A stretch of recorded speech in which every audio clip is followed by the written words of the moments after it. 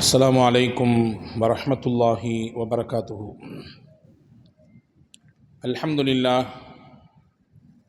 அல்ஹம்துலில்லாஹி ரப்பில் ஆலமீன் வனுஸல்லி வனுஸல்லிமு அலர் ரசூலில் கரீம் வஅலா ஆலிஹி வ அஸ்ஹாபிஹி அஜ்மஈன்.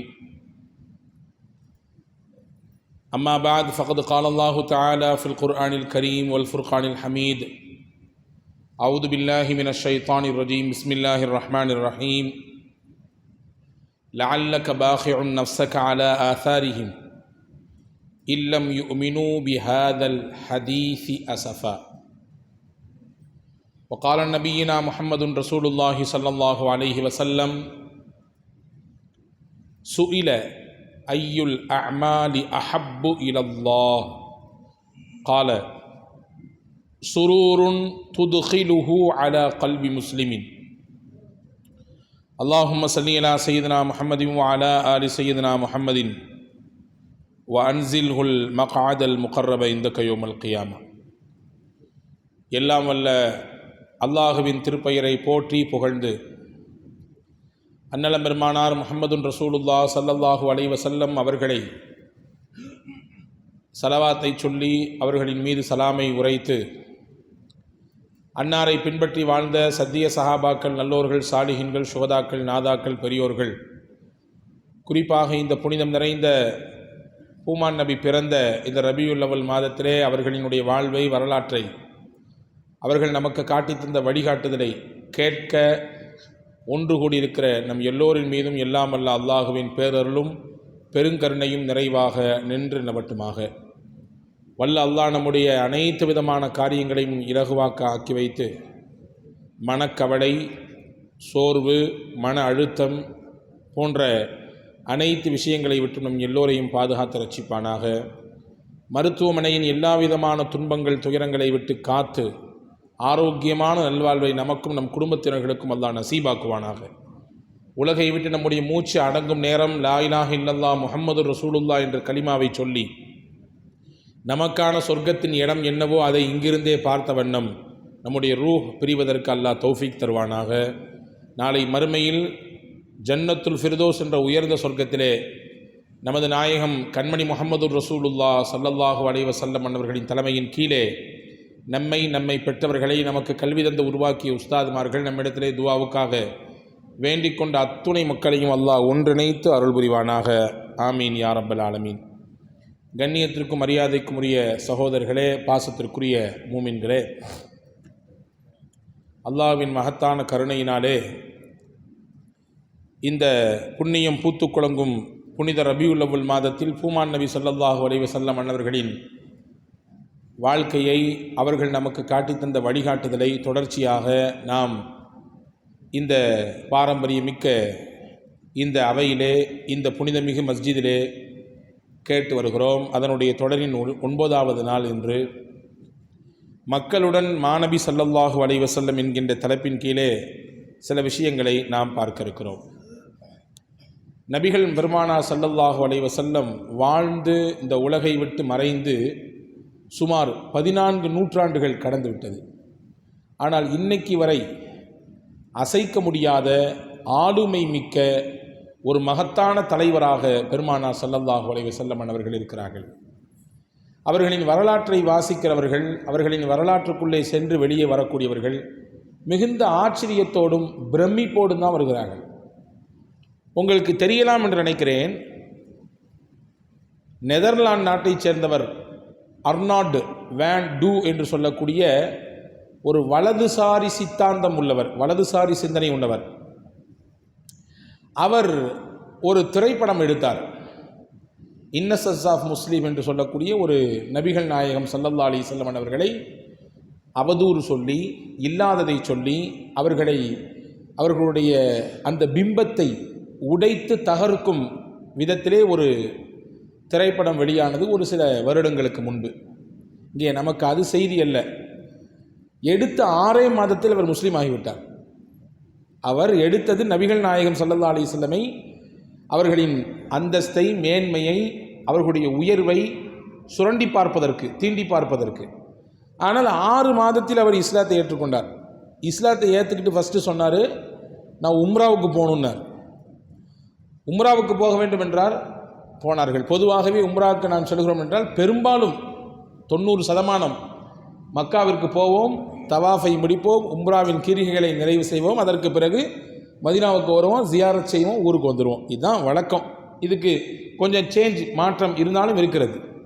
ஆனால் இவர் கண்டிஷனாக சொன்னார், நான் உம்ராவுக்கு போகணும், ஆனால் ஃபஸ்ட்டு மதீனாவுக்கு தான் போகணும், முதல்ல மதீனாவுக்கு தான் போகணும். யார்? முகமது நபி ஸல்லல்லாஹு அலைஹி வஸல்லம் மீது அவதூறு படம் சித்தரித்து எடுத்தவர், உலகெங்கிலும் அதற்காக வேண்டி பல எதிர்ப்புகளை சந்தித்தவர், ஒரு வலதுசாரி சித்தாந்தத்தில் உள்ளவர். இவர் போனார், முகமது நபி ஸல்லல்லாஹு அலைஹி வஸல்லம் அன்னவர்களினுடைய ரவுதாவுக்கு முன்னால் நின்றார். தேம்பி தேம்பி அழுதார். அழுது தன்னை மன்னிப்பு கேட்டார். நபிக்கு முன்னால் தன்னை அர்ப்பணித்து கொண்டார். அதுக்கு பின்னாடி வெளியிலே வந்து உலக மீடியாக்களுக்கு அவர் தன் ஒரு பேட்டி கொடுத்தார்.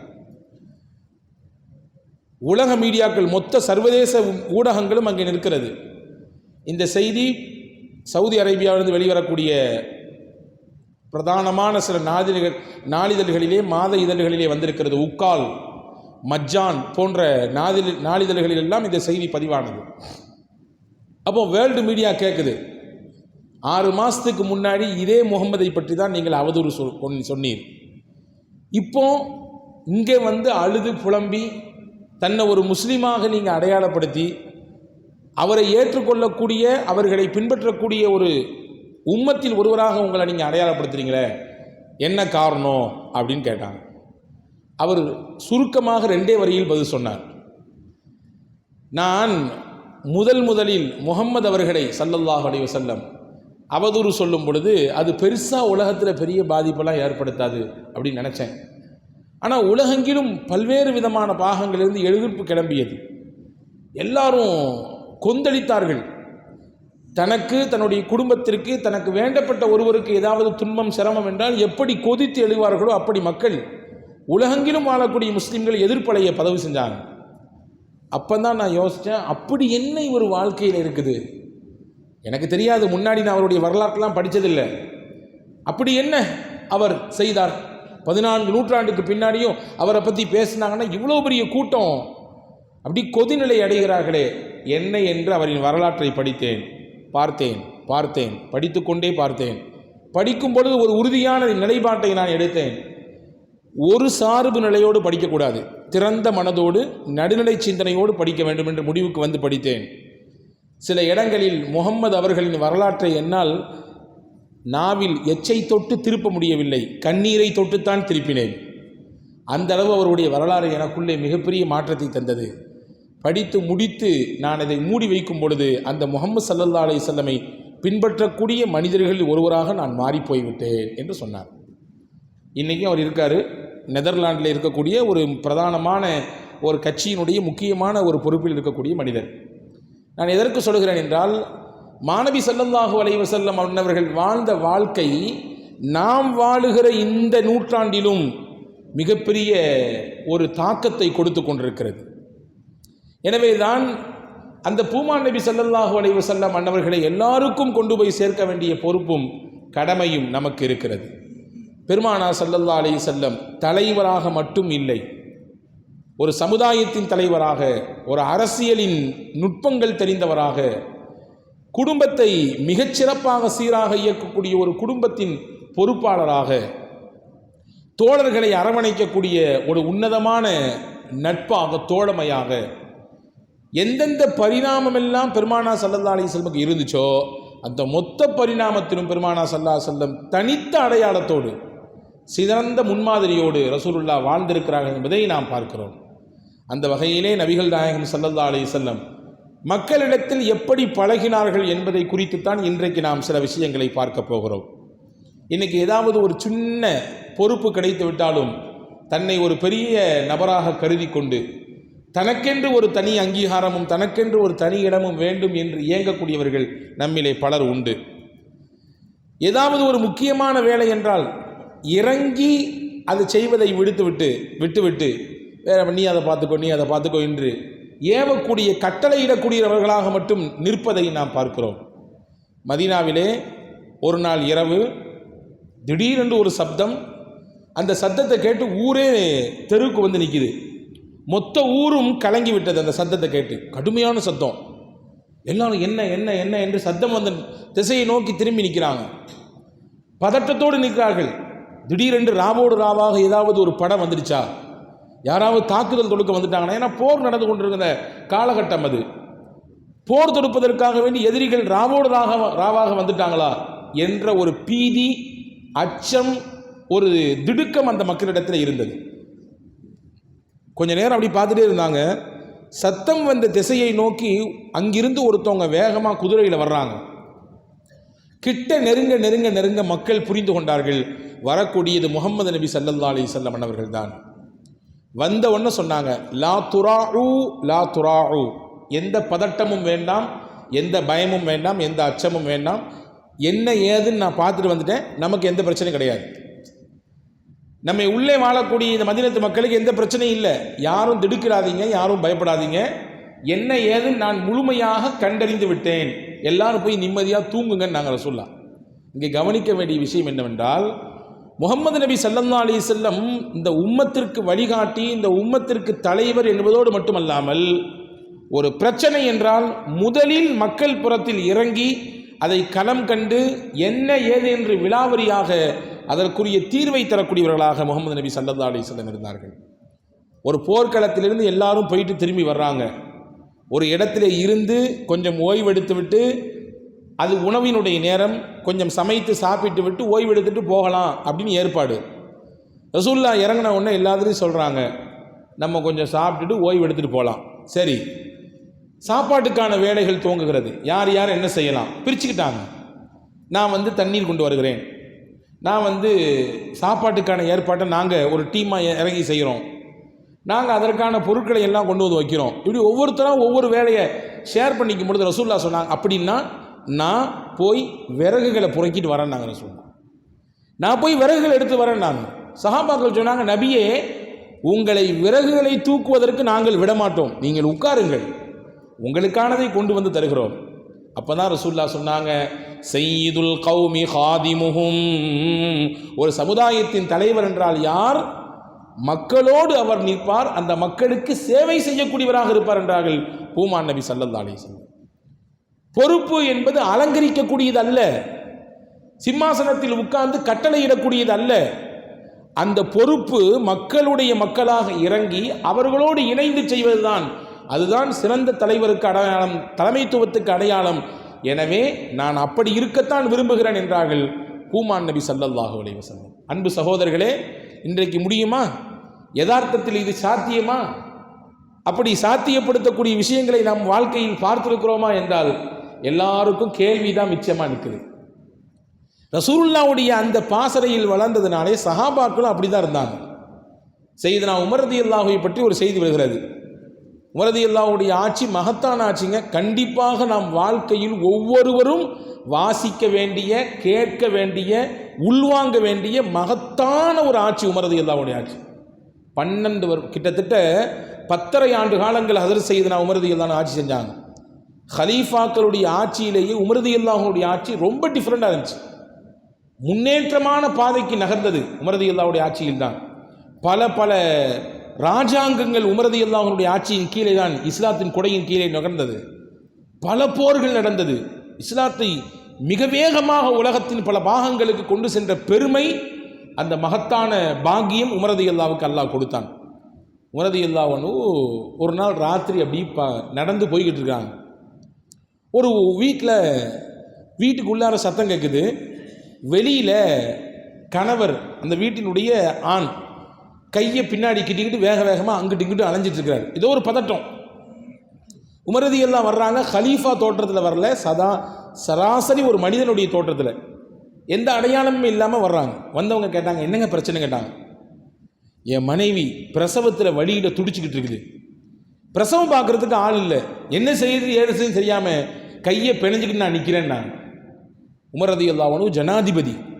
உடனே அங்கிருந்து அவற்றை சொல்லாமல் கொள்ளாமல் வேகமாக வீட்டுக்கு போனாங்க. தன்னுடைய துணைவியாரை கூப்பிட்டாங்க. கூப்பிட்டு நேர வேகமாக அந்த வீட்டுக்குள்ளே அனுப்பினார்கள். அந்த பெண்ணுக்கு பிரசவத்தினுடைய நேரம் நெருங்கிவிட்டது, நீங்கள் பிரசவம் பாருங்கள், அதற்கான ஏற்பாட்டை செய்யுங்க என்று தன்னுடைய மனைவியை உள்ளே அனுப்பிவிட்டு வெளியில் இருக்கக்கூடிய அந்த கணவனுக்கு ஆறுதலாக பக்கத்தில் நின்று ரொம்ப ஆறுதல் படுத்தி கொண்டு இருக்கிறான். தெரியாது இவருக்கு வந்தது உமர், ஜனாதிபதி உமர் வந்திருக்கிறார்னு தெரியாது. உள்ளே பிரசவம் பார்க்க சென்ற அந்த பெண்மணி ஜனாதிபதியினுடைய துணைவியார் என்பதும் தெரியாது. கொஞ்ச நேரம் கழிச்சு குழந்தை பிறந்துச்சு உள்ளார. அதற்கு உமர் ரலியல்லாஹுனுடைய மனைவி உள்ளேருந்து சத்தம் கொடுத்தாங்க, யா அமீர் அல் முஃமினீன், அமீர் அல் முஃமினீன் அவர்களே, ஜனாதிபதி அவர்களே, உங்கள் சகோதரருக்கு ஆண் குழந்தை பிறந்திருக்கிறது. அந்த வார்த்தையை கேட்டவுடனே தான் இவருக்கே தெரியும் நம்ம கூட நிற்கிறது அமீர் முஃமினா, ஜனாதிபதியா வந்து கூட நிற்கிறாங்க பிரசவம் பார்க்கறதுக்கு. நமக்கு ஆறுதலாக அவங்களா நிற்கிறாங்க. வீட்டில் நம்முடைய மனைவிக்கு பிரசவம் பார்த்த பெண்மணி ஜனாதிபதியினுடைய மனைவியா? ஆச்சரியப்பட்டார், நெக்குருகி போனார். அப்படியே உமர் ரலியல்லாஹுவை கட்டிப்பிடித்து கொண்டு அவர்கள் அல்லாஹ்விற்காக வேண்டி, நீங்கள் என்னை பொறுத்து கொள்ள வேண்டும், உங்களிடத்திலே ஆரம்பத்தில் முறை தவறி நடந்திருக்கிறேன், பேசியிருக்கிறேன் என்று சொன்ன பொழுது ஹஸரத் சையதுனா உமர் ரலியல்லாஹு அன்ஹு இப்போ அதெல்லாம் பேசாதீங்க என்று சமாதானப்படுத்தியதாக ஒரு வரலாற்று குறிப்பு இருக்கிறது. இப்போ மக்களோடு மக்களாக எப்படி நம்முடைய மேன்மக்கள் முஹம்மது ஸல்லல்லாஹு அலைஹி வஸல்லம் அன்னவர்களும் அவர்களுக்கு பின்னால் வாழ்ந்த நல்லோர்களும் வாழ்ந்திருக்கிறார்கள் என்பதை நாம் கவனப்படுத்த வேண்டும். அதுதான் மிகச்சிறந்த வாழ்க்கை என்பதை நல்லோர்கள் நமக்கு காண்பித்து தருகிறார்கள். ரசூலுல்லாஹி ஸல்லல்லாஹு அலைஹி வஸல்லம் சொல்லுவாங்க தானே, உலகத்தில் வாழக்கூடிய மக்கள் மீது நீங்கள் கருணையோடு இருங்கள். இர்ஹமூ மன் ஃபில் அர்த், உலகத்தில் வாழக்கூடிய மக்கள், அது முஸ்லீம்களாகட்டும் இதர சமுதாயத்தைச் சேர்ந்த மக்களாக ஆகட்டும், நீங்கள் கருணையோடு கரிசனத்தோடு வாழுங்கள். யர்ஹமுக்கும் மன் ஃபிஸ் ஸமா, வானத்தில் இருக்கக்கூடிய அல்லாஹ் உங்களுக்கு கருணை காட்டுவான். அவனுடைய கருணையும் அன்பும் உங்களுக்கு வேண்டும் என்று நீங்கள் விரும்பினால் பூமியில் வாழக்கூடிய மக்கள் மீது கருணையோடு இருங்க, அன்போடு இருங்க, அரவணைப்போடு நடந்து கொள்ளுங்கள். சிடு சிடு என்று இருக்காதீர்கள் என்று ரசூலுல்லாஹி ஸல்லல்லாஹு அலைஹி வஸல்லம் தடுத்தார்கள். முகத்தை உர்ரென்று வைத்துக்கொண்டு யாரிடத்திலும் பழகாதீர்கள் என்று பெருமானார் ஸல்லல்லாஹு அலைஹி வஸல்லம் தடுத்தார்கள். கருணை உள்ளத்தோடு நடந்து கொள்ளுங்கள், அன்போடு நீங்கள் நடந்து கொள்ளுங்கள். இதுதான் உலகத்திலே இன்றைக்கு தேவையாக இருக்கிறது என்பதை உத்தம தூதர் முஹம்மது ஸல்லல்லாஹு அலைஹி வஸல்லம் அவர்கள் சொன்னார்கள். பக்தாத் மாநகர் ஈராக்கினுடைய தலைநகர். ஒரு காலத்தில் அதுதான் கல்வியின் பெட்டகம், கல்வியினுடைய தலைநகர். பெரிய பெரிய மேதைகள் ஞானவான்கள் எல்லாம் அங்கேதான் வாழ்ந்திருக்கிறார்கள். ஹஜ்ரத் முஹையித்தீன் அப்துல் காதிர் ஜீலானி கத்தஸல்லாஹு சிர்ரஹுல் அஸீஸ் பக்தாதிலே வாழ்ந்தவர்கள். அங்கேதான் இன்னைக்கும் அவர்களுடைய அடக்கஸ்தலம் ரவுதா ஷரீஃப் இருக்கிறது. பெரிய பெரிய மகான்கள் எல்லாம் வாழ்ந்த பூமி அது பக்தாத். அங்கே ஹிஜ்ரி 3ஆம் நூற்றாண்டிலே மிகச்சரியாக ஹிஜ்ரி 219 சமயத்திலே மிகப்பெரிய கல்வியாளர் ஒருத்தர் இருந்தார். அவருக்கு பேர் ஷேக் அஹமது பின் மிஸ்கீன். அஹமது பின் மிஸ்கீன் என்றவர் மிகப்பெரிய கல்வியாளர். அவரிடத்தில் எக்கச்சக்கமான மாணவர்கள், ஆயிரக்கணக்கான மாணவர்கள் அவரிடத்திலே பாடம் படித்தார்கள். பாடம் படித்தார்கள் என்றால் தினசரி புத்தகத்தை மட்டும் சொல்லிக் கொடுக்க மாட்டார், வாழ்க்கையில் உள்ள அனுபவங்களையும் தன்னுடைய மாணவர்களுக்கு கற்றுக் கொடுப்பார். ஆசிரியர்னா அப்படிதான் இருக்கணும், வெறும் புத்தகத்தில் உள்ள செய்தியை மட்டும் சொல்லக்கூடாது, வாழ்வியல் பாடங்களையும் சொல்லித்தர வேண்டும், அனுபவ பாடங்களையும் சொல்லித்தர வேண்டும். புத்தகங்களில் இருப்பது வெறுமின்ன விஷயங்களாக இருந்தால் வாழ்க்கையில் நாம் பற்றிருக்கக்கூடிய அனுபவங்கள் இருக்கிறதே மிகப்பெரிய ஒரு வழிகாட்டுதலை அவர்களுக்கு தரும். அப்படி சொல்லும் பொழுது தன் வாழ்க்கையில் நடந்த முக்கியமான ஒரு செய்தியை சொல்கிறார். எனக்கு ஏற்பட்ட நிலை, அதே போன்று நான் கண்ட கனவு, 2 விஷயத்தை சொல்கிறார். நான் என் வாழ்க்கையில் ஒரு கனவு பார்த்தேன், அந்த கனவுக்கு முன்னாடி என் வாழ்க்கையில் நடந்த ஒரு நெருக்கடியான காலகட்டம், இந்த 2ஐயும் சொல்கிறேன் அப்படின்னு சொல்கிறார். என்னுடைய ஆரம்ப காலகட்டத்தில் கடுமையான ஏழ்மை, வறுமை, சிரமம் தான் எங்கள் வீட்டில். எந்த அளவுக்குனா சாப்பிட்றது கூட வழி இல்லாத ஒரு ஏழ்மையான குடும்பத்தில் உள்ளவன் நான். என்னுடைய குடும்பம், என்னுடைய மனைவி, மக்கள் எல்லாம் பசியோடு பட்டினியோடு வாழ்ந்து வந்தார்கள். ஏதோ காவயிறு அறவயிறு நிறைஞ்சாலே பெரிய விஷயம். அப்படியே போய்கிட்டு இருக்கு. இந்த சிரமத்தை தாக்கு பிடிக்க முடியல. என் நண்பரை ஒரு நாள் சந்தித்து, வீடு நாங்கள் வசிச்சுட்டு இருக்கிறோம், வீடு, அந்த வீட்டை எப்படியாவது விற்று கொடு, அதுலேருந்து கிடைக்கக்கூடிய கொஞ்சம் சொற்ப காசுகளை வைத்துக்கொண்டு நாங்கள் எங்கனையாவது வாடகைக்கு இருந்துக்கிறோம், அதிலிருந்து வரக்கூடிய காசை வைத்து கொஞ்ச நாள் நாங்கள் எங்களுடைய குடும்பத்தை கொஞ்சம் லெவல் படுத்துறதுக்கு அது வசதியாக இருக்கும் என்று சொல்லி தன்னுடைய நண்பரிடத்திலே சொல்லுகிறார். தொழுகைக்கு வந்த நண்பரிடத்திலே அவரும் வருத்தப்படுறார், வீடை விற்கிற அளவுக்கு கஷ்டமாகி போச்சா? ஆமாம். சரி பரவாயில்ல, இந்தா முதல்ல இதை நீ சாப்பிடு, அல்லது உன்னுடைய குடும்பத்தில் கொண்டு போய் கொடு என்று ஒரு பொட்டலத்தை கொடுக்கிறார். அந்த பொட்டலத்தில் என்ன இருந்தது? ஒரு ரெண்டு ரொட்டி துண்டு இருந்தது, கொஞ்சோண்டு இனிப்பு இருந்தது. இதை நீ போய் நீ சாப்பிடு அல்லது உன் குடும்பத்துக்கு கொடு. பசியோடு பட்டினியோடு இருக்கக்கூடிய நபர் எப்படி சாப்பிட மனசு வரும்? குடும்பத்தில் பிள்ளைங்க சாப்பிடாமல் இருக்காங்க, மனைவி மக்கள்லாம் பசியோடு இருக்காங்க. அதை எடுத்துகிட்டு நேராக வீட்டில் போய் கொடுக்கலான்னு போகிற நேரத்தில் பள்ளிக்கு வெளியில் ஒரு கையிலே குழந்தையை இடுக்கி கொண்டு பரிதாபமான காட்சியிலே ஒரு பெண்மணி நிற்குது. அந்த அம்மா கையை நீட்டுது. அந்த அம்மா சொல்லுது, நான் எனக்கு கேட்கல, பசியோடு இருக்கக்கூடிய இந்த பச்சிலம் குழந்தைக்கு கேட்கிறேன், உங்களால் முடிந்தால் ஏதாவது கொடுங்கள் என்று அந்த பெண்மணி சொல்ல, அந்த குழந்தையின் முகத்தை இவர் பார்க்கிறார். இவரால் பொறுக்க முடியல. தன்னுடைய பசியை மறந்தார், தன்னுடைய மனைவியின் பசியை மறந்தார், தன்னுடைய பிள்ளைகளின் பசியை மறந்தார். உடனே எடுத்து கொடுத்து விட்டார். அந்த பிள்ளையின் கையில் கொடுத்தவுடன் அந்த பிள்ளை ஆனந்தத்தில் உணவு கிடைத்து விட்டது என்ற சந்தோஷத்தில் ஒரு புன்முறுவல் சிரித்தது. அந்த பெண்மணிக்கு நீண்ட நாள் கிடைக்காத ஒரு உணவு நமக்கு, நம் பிள்ளைக்கு கிடைத்து விட்டது என்ற ஆனந்தத்திலே கண்ணிலின் ஓர பகுதியிலே 2 சொட்டு கண்ணீர் வந்தது. இது ஆனந்த கண்ணீர். கொடுத்து விட்டு நடந்து போய்கிட்டே இருக்கிறார். போய்கொண்டே இருந்தவர் திடீரென்று இவருடைய பெயரை சொல்லி யாரோ அழைப்பதை போன்று தெரிகிறது. திரும்பி பார்க்குறாரு. தன்னுடைய ஃப்ரெண்டு யார்கிட்ட வீட்டை விற்கணும்னு சொன்னோமோ அவர் சத்தம் போட்டு கூப்பிட்றாரு, அஹமத் அஹமத் அஹமத். என்னங்க ஆள் பார்த்துட்டீங்களா, வீடை வித்துடலாமா அப்படின்னு கேட்டார் இவர்.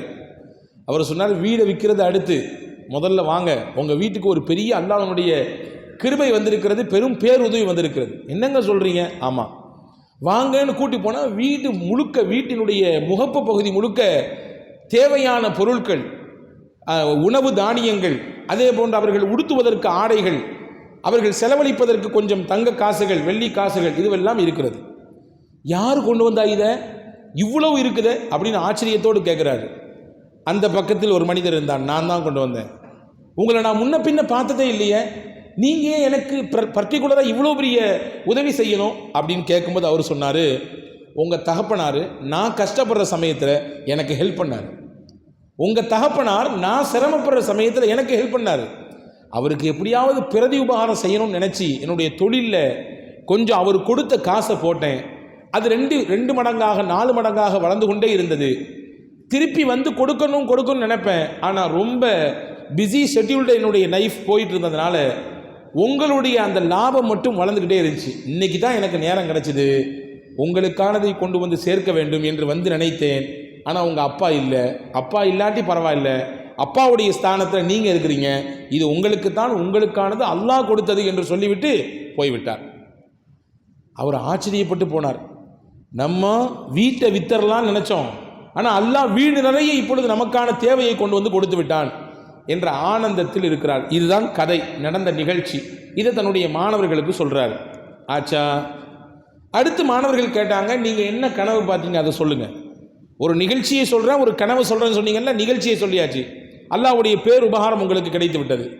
சரி, என்ன கதை, என்ன கனவு, அதை சொல்லுங்க. நான் ஒரு நாள் தூங்கி கொண்டிருந்தேன். நான் ஆரம்பத்தில் உங்களுக்கு சொல்லியிருக்கிறேன் இந்த தொடரிலே, கனவு என்பது சாதாரணமான விஷயம் அல்ல, அது இறைபுறத்திலிருந்து வரக்கூடிய முன்னறிவிப்புகளில் ஒன்று, நுபுவத்தினுடைய ஒரு பங்கு அது கனவு. அவர் சொல்லுகிறார், நான் உறக்கத்தில் தூங்கி கொண்டிருக்கும் பொழுது மறுமை ஏற்பட்டு விட்டதாக கனவு பார்த்தேன். மறுமையில் எல்லாரும் தங்களுடைய நன்மை தீமைகளை எல்லாம் நெருக்கக்கூடிய தராசிலே முன்னால் கொண்டு வந்து நிற்கப்படுகிறார்கள். அந்த வரிசையிலே நானும் வந்தேன். என்னுடைய நன்மையும் தீமையும் நெருக்கப்பட்டது. நன்மையின் தட்டு கனத்தால் நிறைய இருந்துச்சு, நன்மை தட்டு. எனக்கான சந்தோஷம், நம்ம இன்னைக்கு ஜெயிச்சிட்டோம். நன்மையின் தட்டு கனத்து போனது. நிறைய தொழுகை இருக்கு, நிறைய நோன்பு இருக்கு, நிறைய ஜக்காத் இருக்கு, நிறைய இபாதத் இருக்குது, நம்ம இன்னைக்கு ஜெயிச்சிட்டோம் அப்படின்னு நினைச்சிட்டு இருக்கும் போதே தீமையின் தட்டை பார்த்தேன். அந்த தீமையின் தட்டில் புழுவை போன்று ஏதோ ஒன்று அப்படியே துடித்து கொண்டே இருந்தது. நேரம் ஆக ஆக அந்த புழு பெரிதாகி கொண்டே இருக்கிறது. பெரிதாக தீமையின் தட்டின் கனம் இறங்கிக் கொண்டே இருக்கிறது. எனக்கு பயம். புழு என்ன புழு அது? எதற்கு பெரிதாகிறது? அதுதான் உலகத்தில் நான் வாழ்ந்த காலத்தில் அடித்த பெருமை, நான் கொண்ட பொறாமை, என் அமலிலே பிறருக்கு காட்ட வேண்டும் என்பதற்காக வேண்டி செய்த உஜுபு, தற்பெருமை, இது போன்ற விஷயங்களுக்கெல்லாம் அல்லாஹ் உருவம் கொடுத்தான். அது நான் செய்த நன்மைகளை விட தீமைகளை அப்படியே பெரிதாக்கி கொண்டே இருந்தது. ஒரு கட்டத்தில் நன்மைகள் குறைந்து தீமையின் தட்டு கனத்தால் தாழ்ந்து விட்டது. நான் பதறிப்போய் நின்றேன். யாரிடத்தில் போய் உதவி கேட்பது? உலகத்தில் ஒருவரிடத்திலே உதவி வேண்டும் என்றால் வாய்விட்டு கேட்டு விடலாம். நட்பு, உறவு, சொந்தம், பந்தம், தெரிந்தவர், யாரிடத்திலாவது நாம் உதவியை கேட்டு விடலாம். அல்ல, அந்த நாளில் யாரிடத்தில் கேட்பது உதவி? யார் அல்லாஹ்விடத்திலே சவாரி செய்ய முடியும்? யார் சிபாரி செய்ய முடியும்? யாரிடத்திலே போய் உதவி கேட்க முடியும்? அல்லாஹ் சொல்கிறானே. அந்த நேரத்தில் எனக்கான பயம். நெருக்கக்கூடிய அந்த நபர்களிலே, அந்த மலக்குகளிலே ஒருவர் சொன்னார், நன்மையே இல்லையா இவர்கிட்ட? நன்மையே இல்லையா? வேற இல்லையா? ஏதாவது கொண்டு நிரப்பி நன்மையின் தட்டை கணக்க செய்ய வேண்டுமே. நல்லா தேடி பாருங்க என்று அறிவுறுத்தப்பட்டது. தேடி பார்த்ததிலே கடைசியிலே ஒரு பொட்டலத்தை தூக்கி வைத்தார்கள். அதுதான் ரொட்டி பொட்டலம். அவர் அந்த ஏழை பெண்மணிக்கு கொடுத்தாரே, அந்த பொட்டலத்தை தூக்கி வைத்தார்கள். இப்பொழுது நன்மையின் தராசு தட்டு கொஞ்சம் கனத்தால் இறங்குகிறது. கொஞ்ச நேரம் கழிந்தது. இது பத்தாது, இன்னும் இவர் ஜெயிக்க வேண்டும் என்றால் இன்னும் சில நன்மைகள் வேண்டும். வேற என்ன இருக்கிறது பாருங்கள். 2 சொட்டு கண்ணீர் இருக்கிறது. அந்த பெண்மணி அழுத கண்ணீர், ஆனந்தத்தில் வந்த கண்ணீர். ஆம், அதையும் தூக்கி வையுங்கள். வைக்கப்பட்டது. இன்னும் கொஞ்சம் கனத்தால் தாழ்ந்தது. மறுபடியும் கேட்டார்கள், இன்னும் இல்லையா? நிரப்பமா இல்லையா? இன்னும் ஒரு சிரிப்பு இருக்கிறது, அந்த குழந்தையின் புன் சிரிப்பு. கொண்டு வாங்க, அதற்கும் உருவம் கொடுங்கள், வையுங்கள் என்று வைக்கப்பட்டது. மொத்தமாக தட்டு கனத்தால் தாழ்ந்தது. நன்மையின் தட்டு கனத்தால் கூடிவிட்டது. தீமையிலிருந்து இவர் பாதுகாக்கப்பட்டு விட்டார். இவர் சொர்க்கத்திற்குரியவராக மாறிப்போனார் என்ற செய்தி சொல்லப்பட்டது. கனவு முடிந்து போனது. இதெல்லாம் கனவு, இது நான் பார்த்த கனவு என்று சொல்லிவிட்டு தன் மாணவர்களுக்கு சொன்னார், நாம் எப்பொழுதோ வாழ்க்கையிலே ஏதோ ஒரு கட்டத்தில் யாருக்கோ நாம் கருணையோடு அன்போடு நடந்து கொள்ளக்கூடிய சில விஷயங்கள் தான் நம்மை உலகத்திலும் பாதுகாக்கும், நாளை மறுமையிலும் அல்லாஹ்வுடைய சன்னிதானத்திலே நம்முடைய நன்மை தீமைகள் அளக்கப்படக்கூடிய அந்த நாளிலே நம்மை மீட்டெடுக்கும், பாதுகாக்கும் என்று தன் மாணவர்களுக்கு அனுபவ பாடத்தை சொன்னார். அன்பு சகோதரர்களே, இங்கே எது ஜெயித்திருக்கிறது என்றால் அன்புதான் ஜெயித்திருக்கிறது, கருணை தான் ஜெயித்திருக்கிறது. அவருக்கு ஏற்பட்ட அந்த கரிசனம், அவருக்கு ஏற்பட்ட அந்த கருணை, இதுதான் அல்லாஹுவினால் முன்கூட்டியே காண்பிக்கப்படுகிறது. உனக்கு இதன் மூலம் எவ்வளவு பெரிய பலன் இருக்கிறது. இதனால் உனக்கு தேவை, உன் குடும்பத்துக்கு தேவை, உன் பிள்ளைகளுக்கு தேவை என்று இருக்கும் பொழுதும் கூட அடுத்தவரை நீ தேர்வு செய்தாய் அல்லவா, அதற்காக வேண்டி அல்லாஹ் உனக்கு கொடுக்கக்கூடிய அந்தஸ்தை முன்கூட்டியே காண்பித்து விட்டான் என்று பூமான் நபி ஸல்லல்லாஹு அலைஹி வஸல்லம் அவர்களுடைய அந்த வரலாற்றில் வாயிலாக நாம் இதை தெரிந்து கொள்கிறோம். நல்லோர்களின் வாழ்க்கையிலே நாம் படித்து உணர்ந்து கொள்கிறோம். எனவே தான் நான் ஆரம்பத்தில் சொன்னேன், அன்பை மக்களிடத்தில் கொடுக்க வேண்டும், கருணையை காட்ட வேண்டும். பெருமானார் ஸல்லல்லாஹு அலைஹி வஸல்லம் அவர்கள் அதை தான் காண்பித்தார்கள். அப்படியான ஒரு சிறப்புமிக்க வாழ்க்கையை தான் நபிகள் நாயகம் ஸல்லல்லாஹு அலைஹி வஸல்லம் வாழ்ந்திருக்கிறார்கள் என்பதாக நாம் பார்க்கிறோம். ரசூலுல்லாஹ்விடத்திலே வரக்கூடியவர்களுக்கெல்லாம் ரசூலுல்லாஹ் நடந்து கொண்ட நிலை அன்பை தான் கொடுத்தார்கள். கிராமத்திலிருந்து ஒருத்தர் வருவாருங்க, அவருக்கு பேர் ஜாஹிர் பின் ஹராம். ஒரு கிராமத்து மனிதர், ஒரு விவசாயி. நம்ம பாஷையில் சொல்கிறதா இருந்தால் வெள்ளந்தியான மனிதர், கள்ளம் கபடம் இல்லாதவர். வருவார், நேர ரசூலுல்லாஹ் வீட்டில் வந்து ஏதாவது தன்னுடைய கிராமத்தில் கிடைச்ச விவசாய பொருட்களை கொடுத்துட்டு போயிடுவார். அப்படி ஒரு நாள் வந்தார். ஸல்லல்லாஹு அலைஹி வஸல்லம் வீட்டில் இல்லை, மனைவியிட துணைவியார்கள் தான் இருந்தாங்க.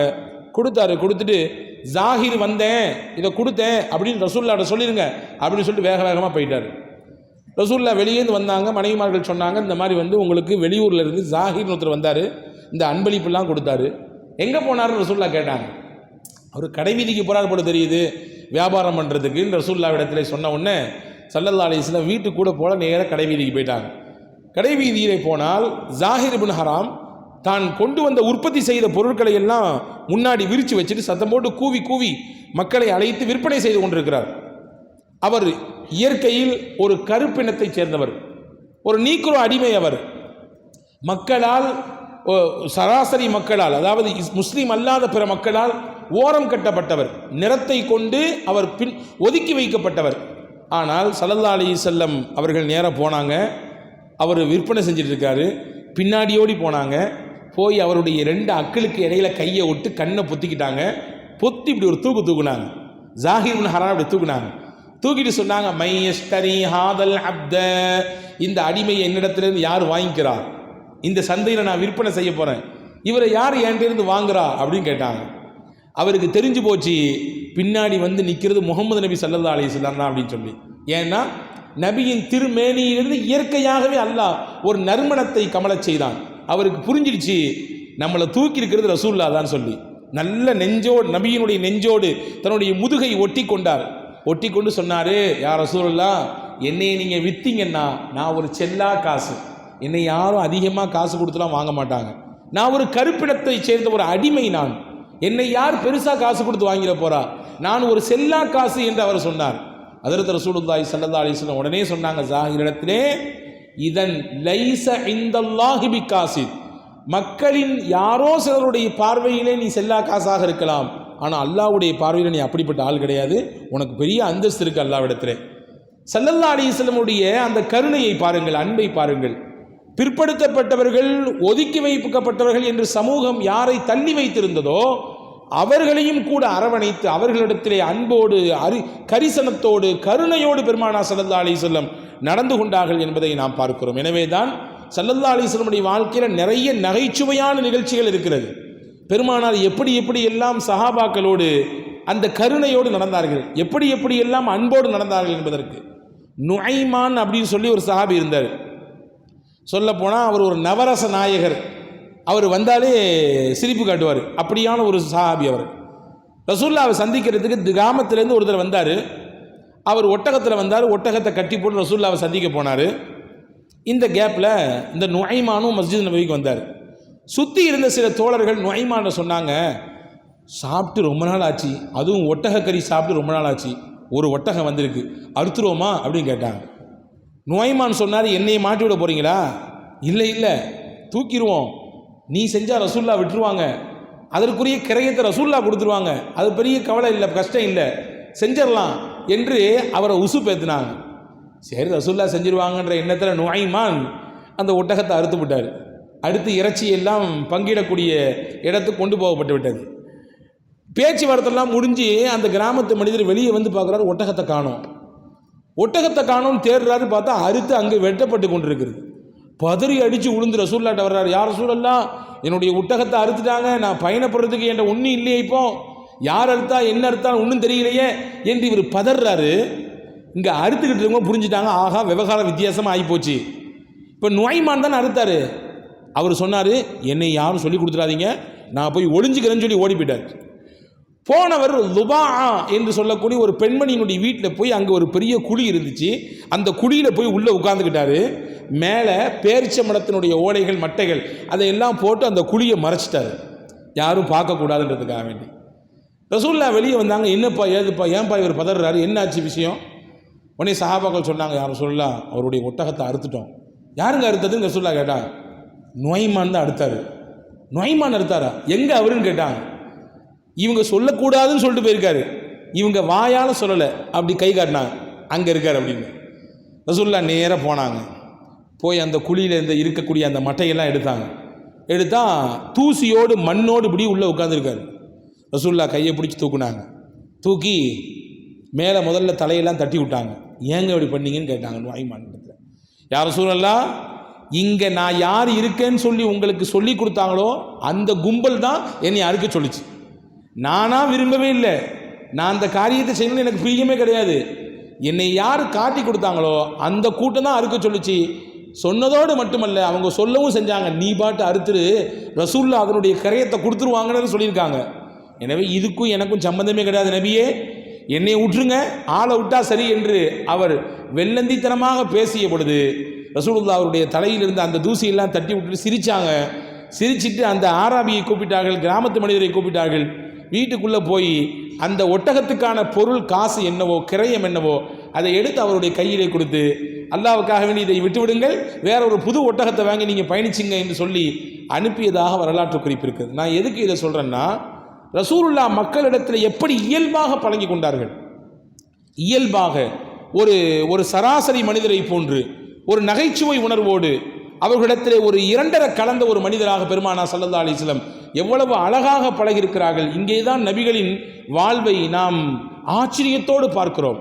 தலைவராக மட்டும் இல்லாமல் ஒரு சராசரி மனிதரிடத்திலே பழகுகிற ஒரு நுட்பத்தை, ஒரு மிகச்சிறந்த வழிகாட்டுதலை இந்த உலகத்திற்கு கொடுத்தவர்கள் பூமான் நபி ஸல்லல்லாஹு அலைஹி வஸல்லம் அவர்கள். எனவேதான் அன்பை மலரச் செய்வதற்கு நிறைய வழிகளை ரசூலுல்லாஹ் சொல்லி கொடுத்திருக்கிறார்கள். அன்பு மக்களிடத்திலே பெருக வேண்டும் என்றால் என்னவெல்லாம் செய்ய வேண்டும் ரசூலுல்லாஹ் அழகாக காட்டி தந்திருக்கிறார்கள். அது குறித்து உண்டான சில விஷயங்களை நான் உங்களுக்கு சொல்லுகிறேன்.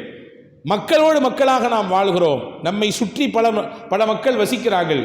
சொந்தங்கள் இருக்கிறது, உறவுகள் இருக்கிறது, நட்பு வட்டாரங்கள் இருக்கிறது, நாம் தொழில் செய்யக்கூடிய இடங்கள் இருக்கிறது, நம்மிடத்திலே பழகக்கூடியவர்கள், நம்மிடத்திலே பரிச்சயமாகக்கூடியவர்கள் இஸ்லாத்தை சேர்ந்தவர்களாக இருப்பார்கள், இதர சமுதாயத்தை சேர்ந்தவர்களாக இருப்பார்கள். எல்லோரிடத்திலும் உயர்வான அபிப்பிராயத்தை பெறுவதற்கு என்ன வழி?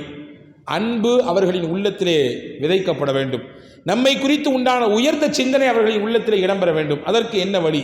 ரசூலுல்லாஹி ஸல்லல்லாஹு அலைஹி வஸல்லம் அழகாக சொல்லித் தந்தார்கள். முதல் விஷயம் என்ன? 7 காரியங்களை நாம் இன்றைக்கு பார்க்க இருக்கிறோம். 7 காரியங்கள். இதன் மூலமாக மக்களிடத்திலே நமக்கென்று ஒரு அங்கீகாரம் கிடைக்கும். அன்பு மிக்கவர்களாக நாம் மாறுவோம். மட்டுமல்ல, நாம் உலகத்தை விட்டு மறைந்ததற்கு பிறகும் நமக்காக துவா செய்யக்கூடிய மக்களை அல்லாஹ் இதன் மூலமாக ஏற்படுத்தி தருவான். முதல் விஷயம் என்ன என்றால் அன்பளிப்புகள். ரசூலுல்லாஹி ஸல்லல்லாஹு அலைஹி வஸல்லம் சொன்னார்கள், அன்பளிப்புகளை நீங்கள் ஒருவருக்கு ஒருவர் பரிமாறிக்கொள்ளுங்கள். தஹாது தஹாபு ரசூல் சொன்னார்கள், அன்பளிப்புகளை கொடுங்கள், அல்லாஹ் உங்களுக்கு இடையிலே அன்பை பெருகச் செய்வான். அன்பளிப்புகள் மூலமாக அன்பு பெருகும், கருணை கூடும். ரசூலுல்லாஹி ஸல்லல்லாஹு அலைஹி வஸல்லம் அன்பளிப்பு கொடுத்தாங்க, கொடுத்த அன்பளிப்பை வாங்கிக்கிட்டாங்க. ஹதீஸிலே வருகிறது, பெருமானா ஸல்லல்லாஹு அலைஹி வஸல்லம் அவர்கள் சஹாபாக்களோடு பேசிட்டு இருக்காங்க. பேசிட்டு இருக்கும் பொழுது ஒரு பெண்மணி அந்த சபைக்கு வந்தாங்க.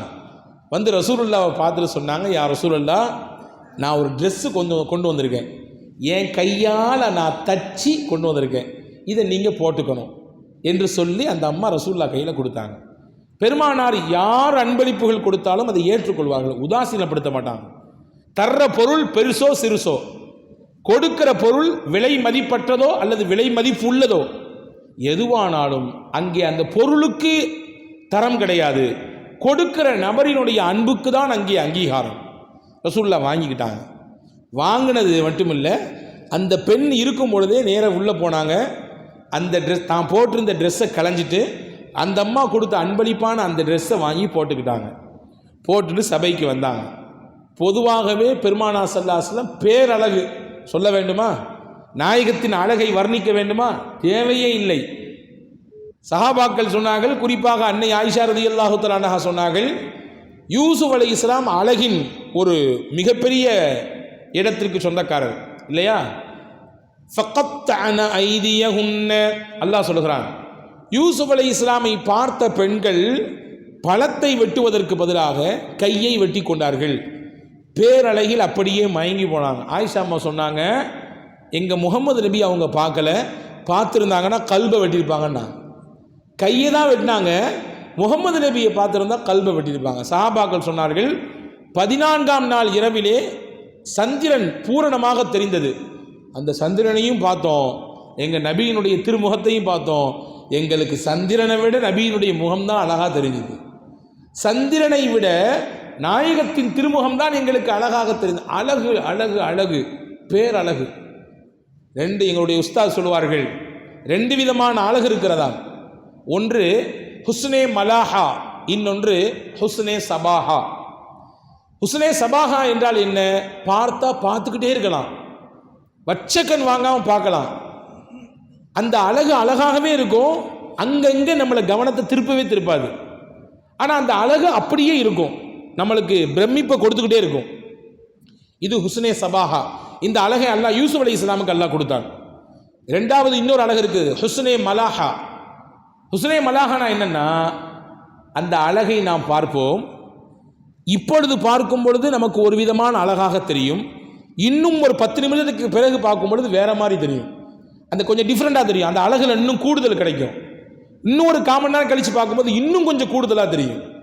இன்னும் 1 மணி நேரத்துக்கு பின்னாடி பார்க்கும் பொழுது அதே அழகு இன்னும் பிரம்மாண்டமாக தெரியும். இது ஹுஸ்னே மலாஹா. இந்த அழகை அல்லாஹ் முகமது நபி கொடுத்தான். முகமது நபியை ஒவ்வொரு நிமிடமும் வேற வேற ஆங்கிள் அல்லாஹ் அழகாக காட்டிவான்.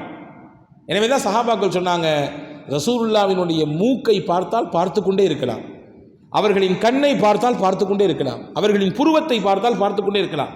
கையை பார்த்தால், உடல் கட்டை பார்த்தால் அப்படியே பிரமிக்கக்கூடிய அழகு பெருமானார் ஸல்லல்லாஹு அலைஹி வஸல்லம் அல்லாஹ் கொடுத்தான். இயற்கையிலேயே அழகு. அந்த புது ட்ரெஸ்ஸை போட்ட உடனே பேரழகு. சஹாபாக்கள் சொன்னாங்க, வானத்தில் இருக்கான் சந்திரன் அல்லது எங்களுக்கு பக்கத்தில் இருக்கிறதா என்று தெரியல, அந்த அளவுக்கு அழகா இருந்தாங்க. அங்க இருந்து சஹாபியில் ஒருத்தர், யா ரசூலுல்லாஹ், இந்த ட்ரெஸ்ஸு உங்களுக்கு ரொம்ப நல்லா இருக்கு அப்படின்னாரு. பொதுவாக ஒரு பேனா வாங்கி வச்சுருக்கோம் பையில், நண்பர் வர்றாரு பக்கத்தில், பாய் பேனா சூப்பராக இருக்கு அப்படின்னா என்ன அர்த்தம்? தந்துருங்களேன்னு அர்த்தம். நல்லா இருக்கேன், அந்த பையில் இருக்கிறது இந்த பைக்கு வந்தால் நல்லா இருக்குமேன்ற மாதிரியான சைக்கிளை வார்த்தை அது இல்லையா?